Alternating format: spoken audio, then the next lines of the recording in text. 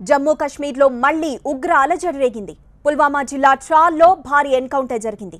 భద్రతా బలగాల కాల్పుల్లో 2 టెర్రరిస్టులు హతమయ్యారు. వారిని హిజ్బుల్ ముజాహిద్దీన్ సంస్థకు చెందిన ఉగ్రవాదులుగా గుర్తించారు పోలీసులు. అటు ఎదురు కాల్పుల్లో ఓ పోలీస్ కానిస్టేబుల్ కూడా వీరమరణం చెందారు. మరో 3 జవాన్లకు గాయాలయ్యాయి.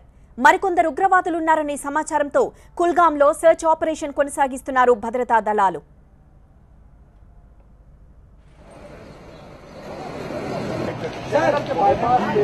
कोई नहीं मुझे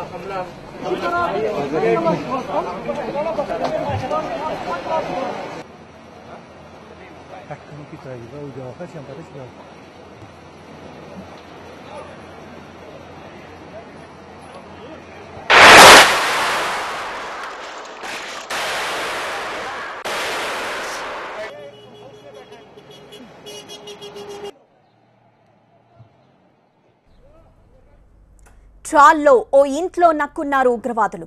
పక్కా సమాచారంతో భద్రతా బలగాలు, జేకే పోలీసులు జాయింట్ ఆపరేషన్ చేపట్టాయి.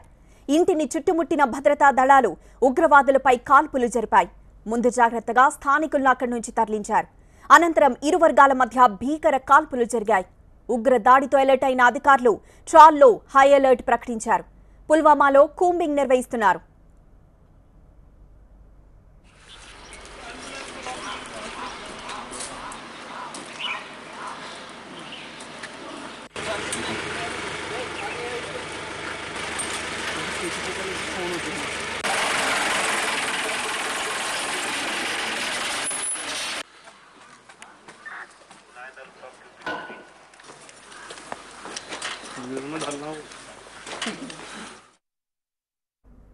ఉగ్ర దాడిలో అమరుడైన కానిస్టేబుల్ మంజూర్ అహ్మద్ కు ఆర్మీ అధికారులు నివాళులర్పించారు.